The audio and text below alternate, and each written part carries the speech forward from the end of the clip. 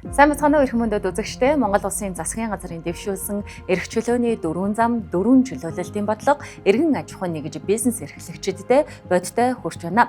За энэ сард засгийн газар эдийн засаг, хууль эрх зүй, ногоон хөгжлийн чөлөөлөлт, мөн авилгын эсрэг чөлөөлөлтийн хүрээнд хэд хэдэн онцлог шийдвэр гаргаж үр дүндэж хүрлээ. Хөрөнгө оруулалтын орчинд гэрэл аслаа.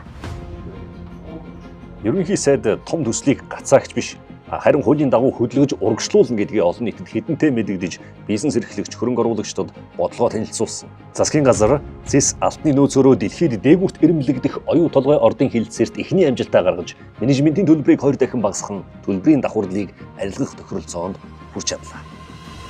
Энэ бол 2.2 тэрбум долларын төлбөрийн зардал буурах сайн мэдээ. Мөн энэ бол Монгол Улсын хүртэг өгөөж 1.5 тэрбум доллараар өссөн нэмэгдэх сайн мэдээ. Ногдол ашиг найшруулах, зардлыг бууруулах талаар авсан арга хэмжээ маш чухал. За оюу толгойн ордол Монгол Улсын хувьд одоо өнгөрсөн 20 жилийн хугацаанд хэрэгжсэн хамгийн том гадаадын хөрөнгө оруулалт. Одоо ч гэсэн эдийн засгт маш чухал хувь нэмэр болж байна. Нөгөө боловсрон хүчний бэлтгэж чадсны давуу тал гарч байна. Тэр тусмаа төрийн албанд бид нөгөө маш сайн боловсрон хүчний ингээд залгам шалгаатай бэлтгэх маш чухал. Тэр нь бол яг туршлагач чинь гэж харагдаж байна л да энэ. За нааштай бол баяр хүргийн мөргийгээл нөгөө ерөнхий сайд чинь тэгэхээр дагаал баярлаад хэлсэн очирлыг тий. Би баярлж байна тий. Газар доорх баялаг гэдэг ард түмэн нээлээ баялаг юм чинь. Бахархалтай байна тий. Хийх гэж одоо ярьсан юмудаа хийж чадсан билээ. Тэгэхээр энэ бол ороочод гарсан зөв шийдвэр.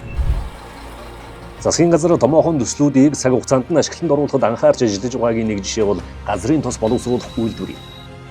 Энэ бүтээн байгуулалтыг үргэлжлүүлэх, гадаад зээлийн ашиглалт үр ашгийг нэмэгдүүлэх тухай хуулийн төслийг яаралтай хилцүүлэхээр улсын хурлд өргөн нийлүүлж батлууллаа. Үүний үр дүнд баруун бүсийн эрчим хүчний хэрэглээг бүрэн хангах Эрдэнэ өргөний усан цахилгаан станцын төсөл газрын тосны хэрэглээний 55 орчим хувийг хангах үйлдвэрийн ажил гацаанаас чөлөөлөгдлөө. Зарцуулагдах хэмжээ нь одоо жилийн одоо их бага хэмжээтэй ийм одоо хуультай байсан. Нэг жилд одоо 10 нэр төрлийн ажил хийх хэмжээний мөнгө гаргах хэрэгтэй байсан бол одоо 100 нэр төрлийн ажил гаргах хэрэгтэй болж байна л гэсэн үг.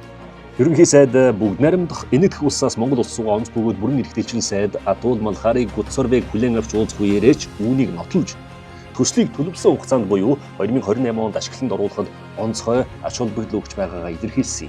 Үйлдвэр байгуулах ажил эрчимтэй үргэлжилж байна.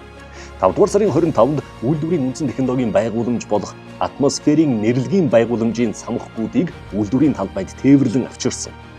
Нэрэлгийн цамхаг нь 60 орчим метр өндөр, 3.2 метрийн диаметртэй 245 тонн жинтэй байгууламж юм.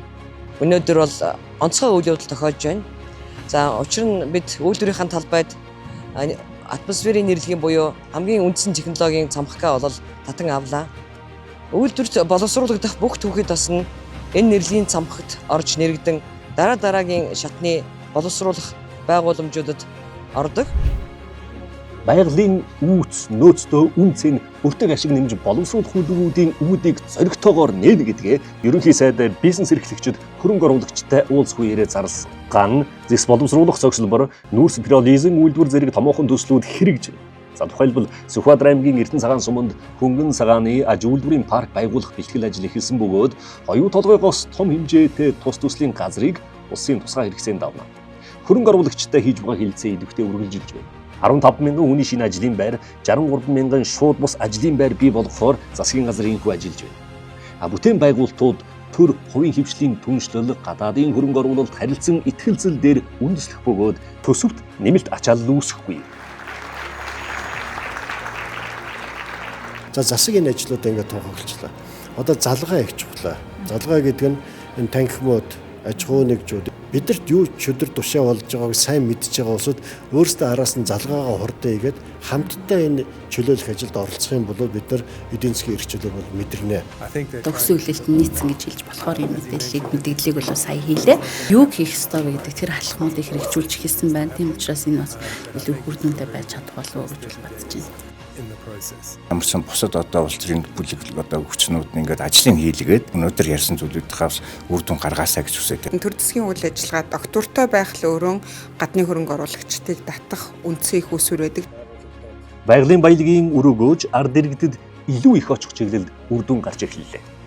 Ерөнхий сайд стратегийн аж холбогдол бүхий ашигт малтмалын орд эзэмшигчтэй уулзсан. Засгийн газар стратегийн аж холбогдол бүхий ашигт малтмалын орд түүний үүсмэл ордын төрийн эзэмшлийн хувь хэмжээг тогтоож, үндэсний баялагын санд хуваарлж, газрын хэвлийн баялагын өрөөгөөжийн дийлэнхийг ард түмэнд хүртээх зорилгоор хуулийн төсөл боловсруулж, улсын хурлд нэг яралтай гормоор өргөн мэдүүлэхээр цогцсон юм. Тэгэхээр энэ шийдэл бол зөв шийдэл байна гэж харагдаж байгаа. Яг тэгвэл хин нэг ялгарлахгүй нийтлэг үйлчлэх зарчим. 55 орд газрыг одоо уулуурхаан яамд ингээд ревиз хийх юм бол ашигт ажиллагаа гэдэг нь ердөөсөө олон янз байж байгаа. Тэгэхээр хэдэн яг 60% хүрэх юм бэ гэдэг дээр бас дүгнэлт анализ хийх нь бол зөв байх. Эсвэл ерөнхий сайд ингээд хурдтай тэгээ хоёрдугаар цагтаар ингээд ялгуурлахгүй гэд энэ ажиллаж байгаа энэ арга барил бол их одоо таалагдж байгаа гэдгийг хэлмээр байна. Тэгээ бусад орнууд дээр нийгмээ өгөөж гэж тооцдог. Тэрэн дээр жишээл ажлын байр гэдэг ч юм уу. Тэг тиймэрхүү юм байх уугүй юу гэсэн асуулт байгаа. Засгийн газар стратегийн 16 орд газраас 8 орд газарт төрийн эзэмшлийн хувь хэмжээг тогтоосон. Үлдсэн 8 орд газарт хувь хэмжээг тогтоох хэлцээр эхлээд байгаа юм. Мөн засгийн газар төрийн өмчт компаниудын засаглалыг сайжруулж, цаашид зөвхөн ашигтай төрийн өмчт компаниудыг ажилуулах бодлого барьж байна. Энэ хүрээнд Эрдэнэс Монголын харьяа 10 компанийг татан буулгалаа. 260 давхарсан орон тоог танаж 67.3 тэрбум төгрөг хэмнэлээ. Өнөөдрийн засгийн газрын хурлаас Эрдэнэс Монгол компанийг үндсэн хууль заасан чиглэлээр бүрэн үйл ажиллагаагаа төвлөрүүлж, хөрөнгийн удирдлага, гадаад дотоодоос хөрөнгө оруулалт татах, IPO гаргах энэ чиглэл рүүгээ одоо өөрчлөлт зохион байгуулах гэсэн юм шийдвэр гаргаж байгаа. Төрийн өмчт компаниуд өндөр шилэн барилгад өндөр түрээс төлдөг байдлыг зогсооё гэж. Чингис хаан үндэсний баялагын сан нь Эрдэнэс Монгол нийтлэлтэйгээр нэгтгэгдэж, Чингис хаан үндэсний баялагын сан корпорац болон илүү далаацтайгаар гадаадын хөрөнгө оруулалтыг Монголын стратегийн ач холбогдолтой төсөл хөтөлбөрүүдэд оруулж ирэх иргэдэд хэрхэн бодит үн цэнийг нь хүртээх юм бэ гэдэг чиглэлээр хамтарч ажиллах болсноо маш баяртай байна.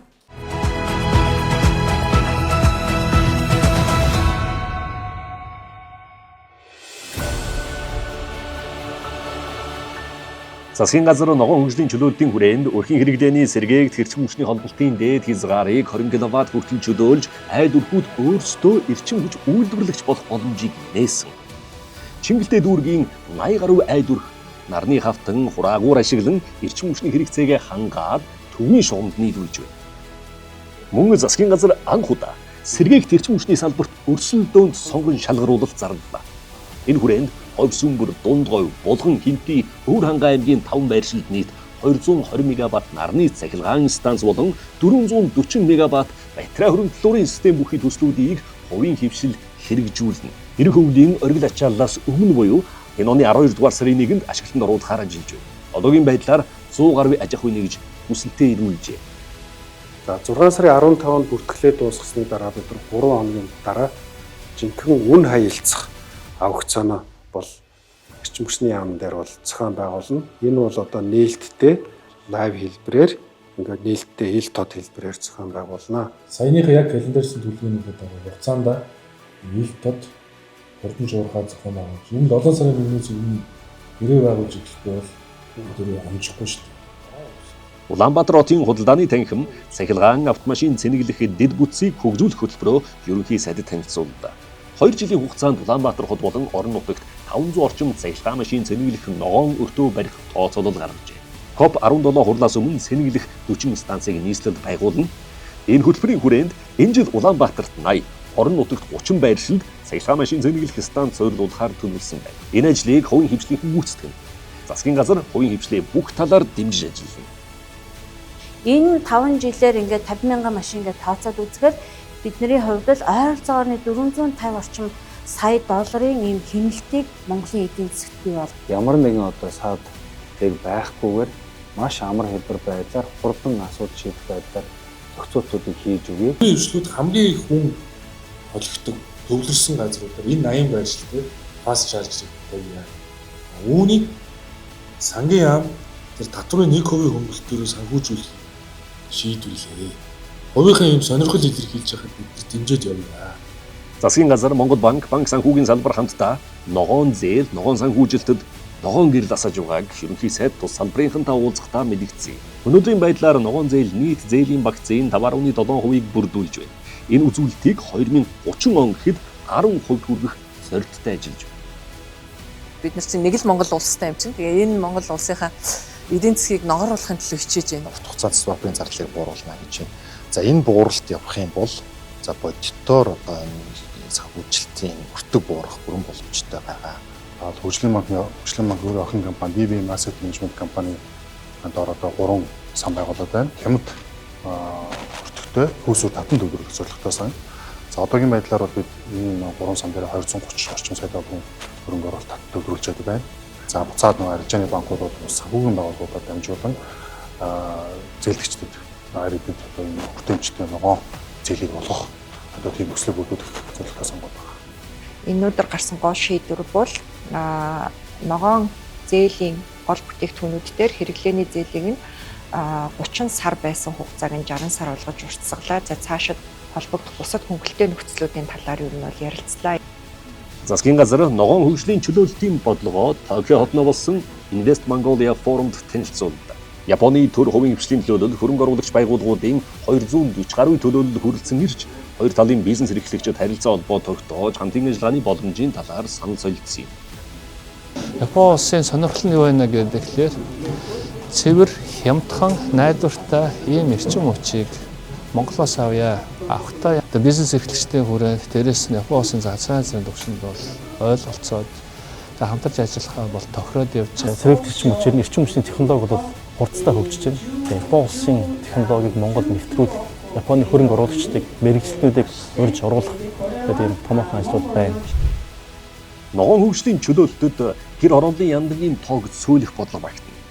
6% хүүтэй ипотекийн зээл хамрагдахаар 47 мянган зээлдэгч дугаарлан хүлээж байна. За тиймээс Монгол банкнаас ипотекийн санхүүжилтийн журамд өөрчлөлт оруулж ипотекийн бүтээгдэхүүнд олон төрлийн сонголт бий болгоно. Тухайлбал орон сууцны үнийн 50%-ийг ипотекийн зээлээр шийдэж, үлдсэн 50%-ийг түрээслээд өмчлөх хэлбэрээр тооцож нөхцөлийг зөөлрүүлэх юм. Холбогдох байгууллага банкудаас санал авах төвшөндөө явж байна. Энэ саналыг эцэслээд бид нар энэ дээр шийдлээ гаргана. Эдийн засгийн бололцоон дээр сулгуураа сонголттой байна гэдэг бол залуу гэр бүл нэлээд боломж олгож байгаа л гэж ойлгож байна. Монгол тулгамжийн асуудлуудыг ялчгүй гэр хороол болон хотооны асуудал байдаг. Тэгэхээр яндангийн тав ч гэсэн тодорхой хэмжээнд буурах гэж бодсон. Хүн болгоны амьдарч байгаа нөхцөл байдал, хөдөлмөрийн нөхцөл байдал харилцан адилгүй учраас аль бол гоёа хатан байх нь зөв л байх.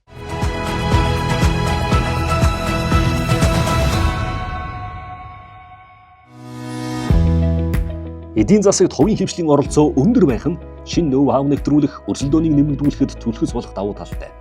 Тиймээс засгийн газар хувийн хвшилт тулгуурлан боловсролын салбарыг шинэ шатанд гаргах чөлөөлтийг эхлүүллээ. Энэ хүрээнд Монгол улсын шилдэг татвар төлөгч үндэсний тэргүүлэгч компаниудын удирдлагууд нийт 33 политехникийн коллежтэй хамтран ажиллах санамж бичигт гарын үсэг зурлаа. Ажлын байран дээр одоо тавьж байгаа шаардлагыг төгсөгчд илүү юм хангах боломж бүрдэх ийм нөхцөл бий болно гэж харж байна. Багш нарын тэр үйлдвэр дээр хур чадамжийг сайжруулах гэдэг чиглэлээр шинэ технологиг одоо хөгжүүлэх гэдэг чиглэлээр хамтын ажиллах маань илүү их одоо өргөж бахаа гэж найдаж байна. Угаасаа энэ хөгжингүй орнуудад дандаа тэгж явж байгаа. 10% нь тэр компани дээр дадлага хийж ээж 30% нь онцлогоо явж ээж мэргэжлийн ажилтнууд бэлтгэж байгаа байхгүй юу?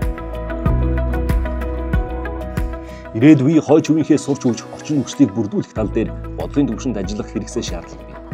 Хүүхдийн төлөө заа гэж хэлэх хангалт.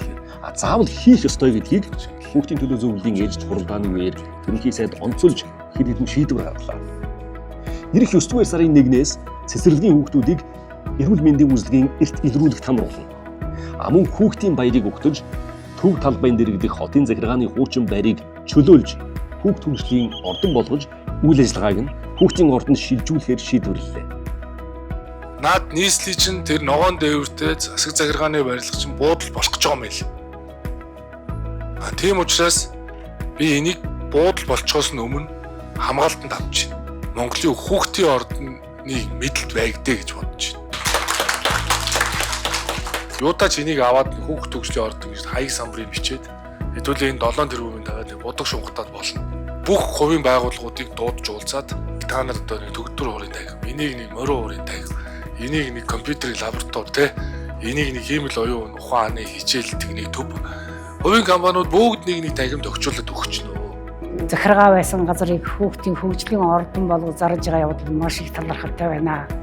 Энэ одоо тэр томчуудын гарт орсон зүйлүүдийг эхнээс нь одоо бас багч гисэн нэг ч гэсэн салгаж өгч байгаа явдал маш их хэрэгтэй байна. Том ангитай болмоор байна. Тэгээ нөгөө олол болохоор нөгөө хүүхдүүдийнхээ уур амьсгалаар амар бөхчин байд. Засгийн газрын шийдвэр гарсан байгаа. Мэдээж одоо 4000 гаруй хүүхэд суралцж байгаа. Тэгэхээр бид энэ тоог дахиад нэмээд хүүхдүүдэд бас хөгжлийн үйлчилгээ, сургалтын үйлчилгээг хөгжих тэр орчин нөхцөл цаг хугацаагаар мэдээж бүрэн одоо хангах боломжтой байгаа. Буудал болвол нэг хүний харьяатай болно гэсэн үг шүү дээ. Тэгээ хүүхд төгслийн төв болчвол улсынхаа төлөө залуучууд руугаа чиглэсэн юм тийм ашигтай юм болох хаа. Хүүхдүүд мал юм байж байвал болох байлгүй те. Хүүхдийн төлөө байгуулга байсан хамаагүй зөв гэж бодсон шүү дээ. Хүүхдийн гэсэн бүх юмыг төрийгэж аваад банкуудгаа, санхуудгаа, дэлгүүрүүдгээ вааруулгаа хийсэн баг. Тийм ингээд энэ хүүхдийн төлөө юм хэрэгтэй. Хүүхдийн ордон бол зөв. Засгийн газар Монгол хүүхдүүдийг мэдлэг ур чадварын хоцрогдлоос чөлөөлөх бодлогын хүрээнд нэг суралцагч нэг компьютер, нэг анги, нэг ухаалаг самбар гэх санаачлагыг эхлүүллээ. Энэ оны 9-р сарын 1-ээс 2028 он хүртэл 3 үе шаттайгаар нийт 300 мянган компьютер, 15 мянган ухаалаг самбарыг бүх сургуульд нийлүүл. За энэ ажил бол тэгээ төсвийн хөрөнгөөр хийгдэхгүй. Төсвөөс нэгч төгрөг гарахгүй. За ингээд ямар хэлбэрээр энэ санхүүжилтийг хийх гэж байна вэ гэхээр та бүхэн бүгдээрээ мэдж байгаа Хөгжлийн банк гэж Монгол улсад байдаг. За Хөгжлийн банкны дор байгаа одоо санхүүгийн лизинг компани гэж байгаа. Тэгээ санхүүгийн лизинг компани одоо энэ тоног хөрөмжүүдийг бодолтой авалт хийгээд Google компанитай гэрээ байгуулж бодолтой авалтыг хийгээд за тэгээд одоо манайх бол 3-5 жилийн хугацаанд одоо санхүүгийн төрөөс хэлбэрээр одоо энэ төлбөрүүдийг төлнө.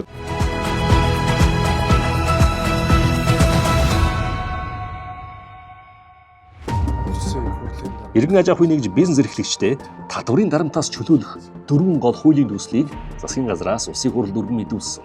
Эдгээр хуулийн нэмэлт өөрчлөлт нь хөдөлмөрлөж хийж бүтээж байгаа хэн бүхнийг хөнгөлөлт чөлөөлөлтөөр дэмжих бодлогын өөрчлөлт гэж хэлж болно.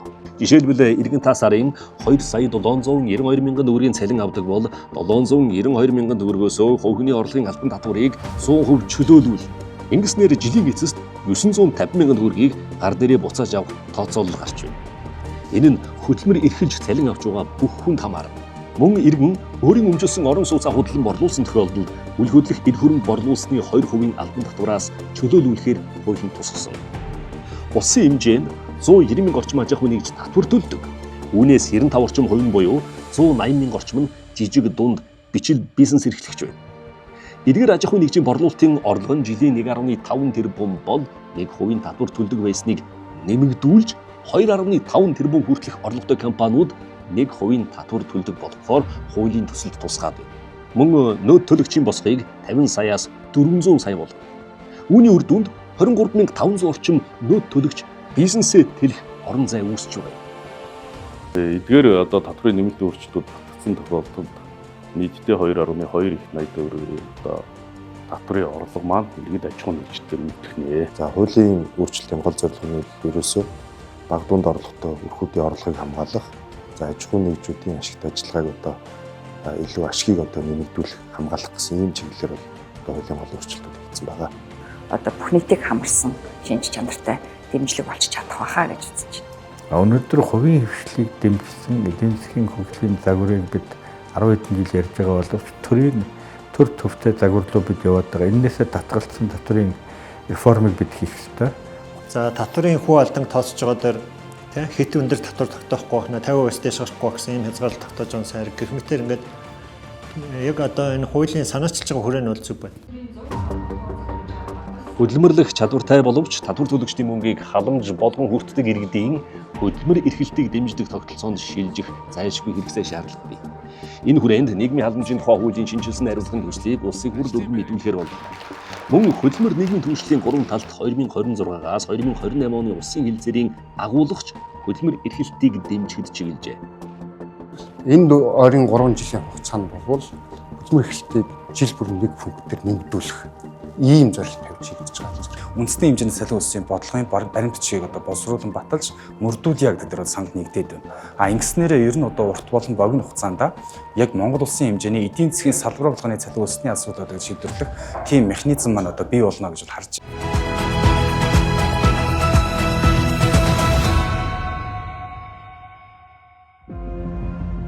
Хүнсний тухай хуулийн дагуу аймаг нийслэлийн засаг дарга нутаг дэвсгэрийнхээ хэмжээнд стратегийн хүнсний улирлын нөөц бүрдүүлэх ёстой. Өнгөрсөн жил нийслэл 8,000 тонн мах нөөцөлж байсан. Харин энэ жил 5,000 тонн мах нөөцөлжээ. Нөөцийн мах хаврын таржих цагт иргэдэд олдохгүйд хүрч зарахгүй нэрхэнд хүч чонхор захаас хагас килограммаар мах авч байгааг ахмадууд учирлж байсан юм. Би 2 сарын тэтгэврийн зээлийг аваад сая хэдэн төгрөг дээр би 611 мянгаар би мах аваад бараг уйлах шахаж байна. Би уйлсан бараг. Махаа дагаад нөгөө хүмүүс ногоон тавьчихдаг хүүхдүүдэд бичлэг юм өгмөр гэдэг те бас л тэл хүрэлцээ мөн. Бидний цалин юмхгүй юм чинь анхны хүнийг сайхан бодлого бариад өгөөч. Занаад нөөц юм авах гэсэн. Ирээгүй одоо сүүлийн сар би одоо цахим нийлүүлээд байгаа юм болов уу бодож байгаа. Ерөөсө дэлгүүрүүд түгэл тохгүй байна. Нийслэл хот энэ жил 5,017 тонн мах нөөцөлсөн. Гэтэл 2,500 тонн мах худалдаанд гараагүй нь бие баримтын системийн бүртгэлээс харж болох руугааг албанхан хэлж байлаа. Үлдсэн нөөцийн махыг яагаад худалдаанд гарахгүй байгаа асуудлыг шалгахыг ерөнхий сайд хууль хяналтын байгууллагын үүрэг болгосон. Мөн хуулиар хүлээсэн үргээ биелүүлээгүүд бол хотын даргаыг чөлөөссөн. Ингээд засгийн газар ээлжид бусаар шуурхай хуралдаж, үнийн өсөлтийн эсрэг авч хэрэгжүүлэх арга хэмжээний тогтоодыг хилцэн баталж асуудлыг шийдвэрлэлээ. Энэ хүрээнд нөөцийн мах худалдаалах хугацааг 15 өнөөр сунгаж 2026 оны 7 дугаар сарын 1 болгож сунгалаа. Мөн нөөцийн махыг анх гэрээнд тусгасан үнээр буюу 13-аас 15 мянган төгрөгөөр борлуулах шийдвэр гаргасан. Ингээд нөөцийн махыг нийслэлийн төвийн 6 дүүргийн 6 цэг томоохон сүлжээ дэлгүүрүүдийн 80 гаруй салбарт худалдаалж эхэлсэн юм. Явуулан адим байлан тэр махцах гарч ирээд байж л идэв шин хоочрог хүмүүс аваад чөлөөтэй бариад явчихдаг. Энэ жил юусэн харагдаагүй нэр одод гарч ирчихдэг. Ямар ч гэдэг юм. 3-4 сарч ерөөсөн нөөцийн мах гардаг яваад очихоор тэгэл дэлгэрүүд нь хизээ ирэхэж мэдэхгүй. Энэ бол тий. 60 мянган зарчсан. Хэдий хэлийг авсан ба? Хоёр удаа махаа зах дээр 37 мянга гарч гарч нөөцийн мах юм гэж очихлаа. Өгсний лавнда. Тэ энд хүмүүс олон байна. 2 уудч болтгол аав гэж хэлсэн шүү дээ. Нилээ удаж шээ авлаа. Сар байна.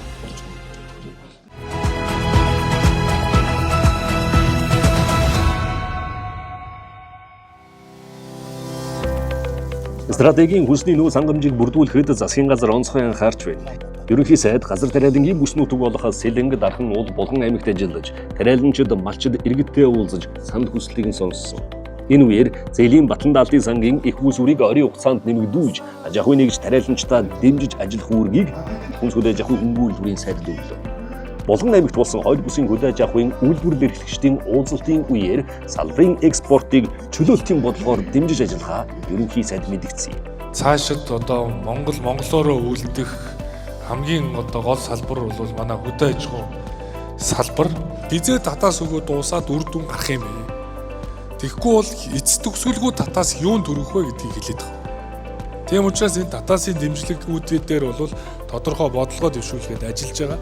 Тэгэхээр энэ чөлөөлтийн бодлогоор бол малчин хүний өрх гэртээ үйлдвэрлэж байгаа бүтээгдэхүүн бол хамгийн үнцэнтэй, органик, дэлхийд одоо эдэлт хэрэгцээ ихтэй ийм бүтээгдэхүүн юм а гэдгийг олж харж байгаа нэг сайн шалтгаан. Тэгээд энэний үн тогтоох гэдэг юм уу энэ үйл явцыг төрөөс ямар нэг одоо хязгаарласан бодлого явуулахгүйгээр зах зээлийн зарчмаар явуулъя гэдэг энэ зүйл одоо их чухал юм аа л гэж байна. Баялагийг л одоо юу гэдэг одоо бас нэг балет орлого болох гэж байгаа нь бас хэцүү юм шиг санагдаад байна. Одоо эргэлтийн хөрөнгийн зээл одоо манай байгууллага бол 200 сая төгрөгийн зээл авсан тий. Энэ дэм бол юу яриа байхгүй шүү дээ. Энд чинь бол төлшөө аавн тий. За тэгээд үрээ аавн. Засгийн газар хаврын тариалтад зориулж 7 сая литр түлшийг литрийг нь 3,400 төгрөгөөр нийлүүлсэн. Мөн хөнгөлтөө зээлийн хэмжээг 70 тэрбум төгрөгөөр нэмэгдүүлж 200 тэрбум төгрөгт хүргэсэн юм. Сэлэнг аймагт 5 дугаар сарын 21-ний байдлаар 208 аж ахуй нэгж иргэн 45.2 тэрбум төгрөгийн зээл авчээ. Орхон сумын дэх ширийн ундрах компанийн хувьд хүнсний хувьсгал хөтөлбөр тамрагдаж 1200 тонны багтаамжтай төмс хүнсний ногооны зойр барьсан. Мөн засгийн газар атарчсан газарт ногоон тэжээл тариалж, өвөл хаврын хүндрэлээс сэргийлэх, малын чанарыг сайжруулах зорилго бүхий нутагт та эзэн 100,000 төслийг эхлүүллээ. Энэ жил 1000 баг тус бүрд 100,000 гад ногоон тэжээл тариаллаа. Энэ дээр бол ерөнхийдөө 3 төрлийн тэжээлэг аль биесээр бас ингээд гардуулж байна. Энэ дээр бол судаан, гушуу будаа, улаан будаа гэсэн үрийн дэмжлэгийг бол одоо бидэрт гардууллаа. Тэгээ энэ хүн айн үр маань бол ерөнхийдөө одоо малын идэж тэжээл таваардаг чанартай ерөнхийдөө агуулмж өндөртэй юм хөрүүд байгаа. Манайх бол атарсан газараа бэлчээрийнхаа газрыг матарсан газрыг одоо юу англилд шилжүүлсэн гэсэн үг. Одоо ингээд 100 гагаад талбай дээрээ одоо энэ хүү 100 мянга гэсэн энэ нутагтай эзэн байя гэсэн төслийг хэрэгжүүлэх болоод одоо манай малчид бол оролцоход бэлэн сууцгаад одоо бэлэн хүлээж байгаа. Хичээрийн дааз хөрөлцөө, отор нүдрийн бүс нутаг тийм ээ, ургамлын төрөл зүйл гэдэг маш олон юм дээр дутагдaltaй болсон байгаа үе. Энэ бол мэдээ олж яг цаг үе олсон ажиллаа гэж үзэж байна. Бидний энэ санаачлаад хэрэгжүүлж байгаа энэ төсөл бол зөвхөн юу гэдгийг албан тасалгааны дотор боловсруулагдсан зүйл биш. Энэ бол Монголын одоо мал аж ахуй төр дундаа одоо хөдөөний суманд ингээд эхнээсээ хэрэгжээд үр дүн гарч байгаа ийм зүйл. Тэгээд энэ ингээд амжилттай хэрэгжихийн хэрээр малчид энэ одоо төсөл дээр ингэж бүгдээрээ нэгдэж, нягтарч хамтдаа хамтын хөтөлбөрийн үр шимийг үзэж байгаа энэ одоо ололттой талыг л мал аж ахуйн салбарт өшөө төвөн дэлгэрүүлэх ийм ажлыг хийж байна. Засгийн газар энэхүү иргэн бизнес эрхлэгчид хөрөнгө оруулагчдад таатай орчин нөхцөлийг бүрдүүлэхээс гадна хөгжлийн хөдөлгөөгч хүч болох хүн амаа өсгөх гэр бүлийн доктортой байдлыг дэмжихэд анхаарч байна. Энэ хүрээнд гэр бүлийг дэмжих тухай анхдагч хуулийн төслийг улсын их хурлд өргөн мэдүүлэхээр шийдвэрлэсэн юм а. Монгол Улсын засгийн газрын дэвшүүлсэн эрх чөлөөний 4 зам, 4 чөлөөлөлтийн бодлогын хүрээнд гарсан онцлог шийдвэрүүдээс үзэгч та бүхэндээ танилцууллаа. Дараагийн нэвтрүүлгээр иргэн улзээ анхаарлаа хандуулсанд баярлалаа.